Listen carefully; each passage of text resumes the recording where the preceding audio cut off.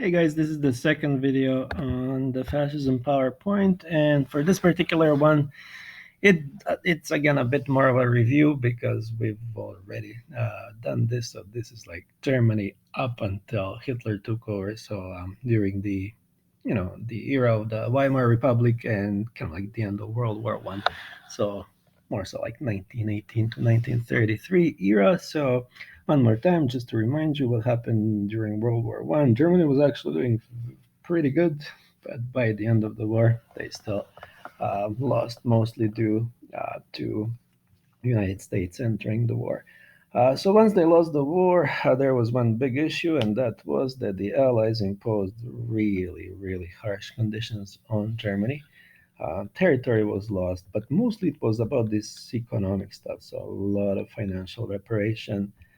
Their military got diminished as well by the terms, which was also bad economically too, because they had a huge military industry as well. So huge punishment that was seen unjust, not just by Germans, but nowadays by historians. They say there was no reason to punish Germany so harshly because everybody wanted to go to war, so it wasn't that it was one country's fault. There would be plenty of reason to punish them after World War II, but after World War I, there was really no reason for that.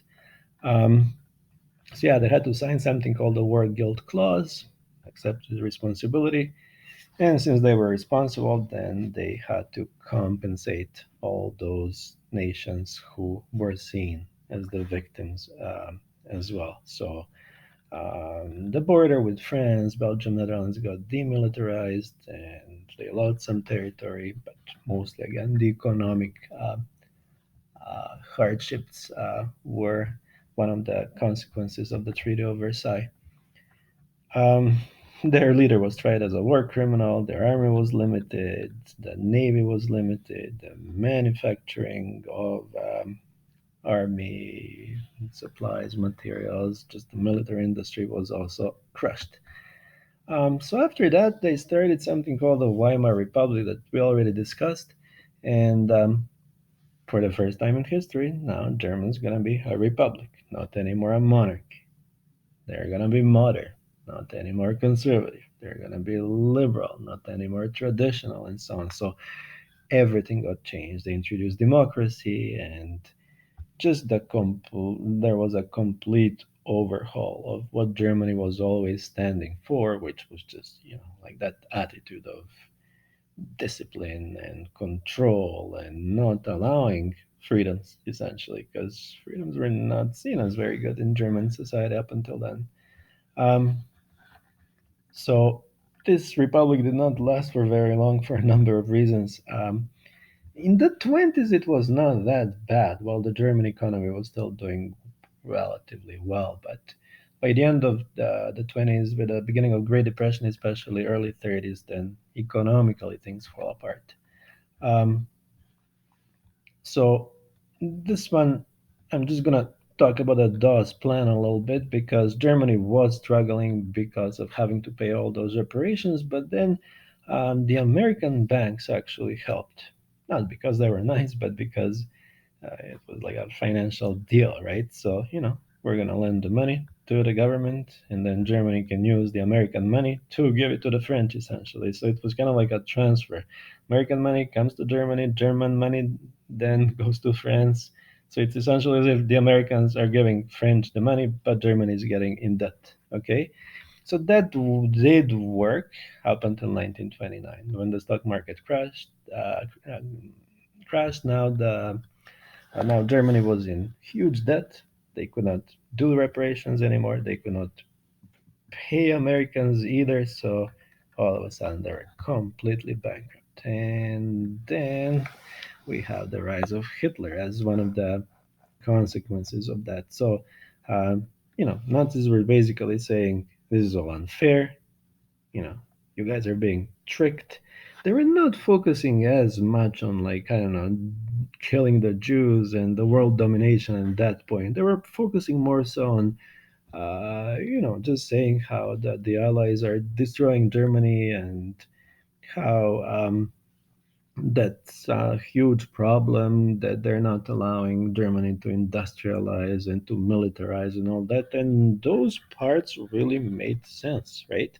The crazy parts about them are only going to surface later. But what they were saying in the early 30s about, France exploiting Germany and, I don't know, allies not allowing Germany to industrialize, that was correct. And that was really crippling their economy. So, that part, even like a regular German citizen, somebody who was not like a crazy racist, fascist, or something like that, could totally buy into. Like, yeah, do we have economic hardships? And it seems like it is the fault of France. Um, so this is just like historical a little bit. Like Hitler already in 1923 tried to stage a revolution, but failed. Then he was arrested. During the trial, he actually wrote his famous book, Mein Kampf. But that's when he also smartened up a little to realize, it's still early for a revolution in Germany. Maybe what I should do instead is start a political party, you know, create some ideas, um, find some followers, like try to actually persuade people when it comes to like my non-crazy ideas that they might bite into that first. Only then later, once I take over, then I'm gonna start talking about more so about the world domination and killing of half of the planet and all that, right?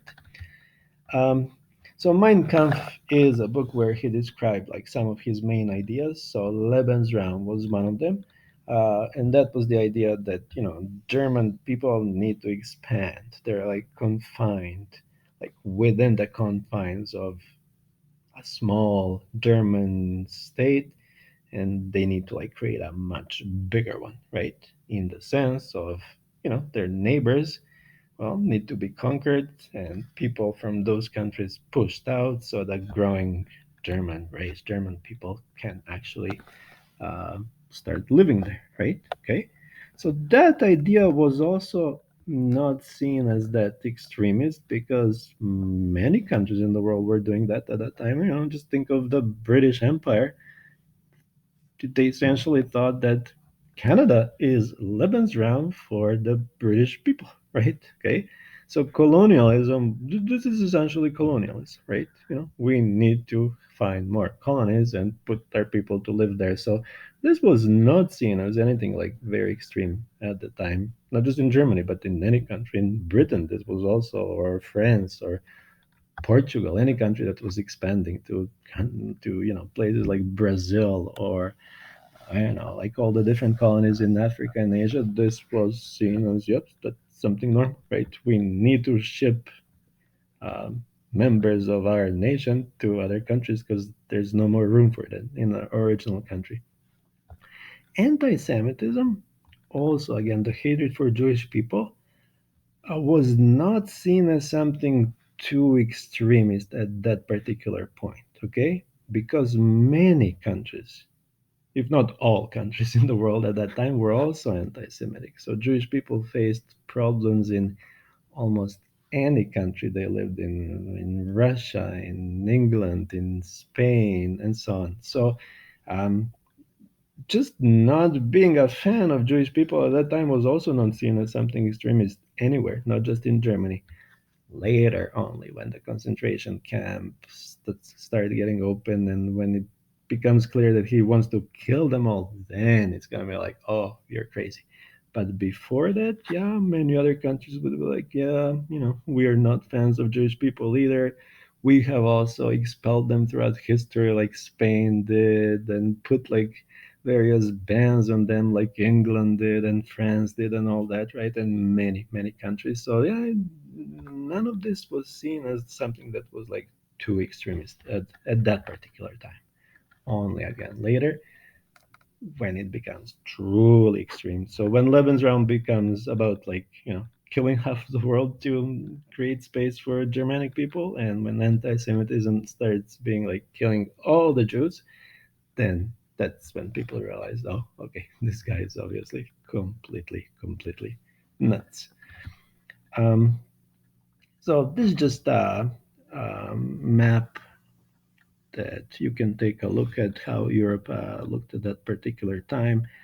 This would be like all the annexations that Germany did over the years. Okay, um, but that maybe I should address in my third video, like what happened after Hitler actually took over.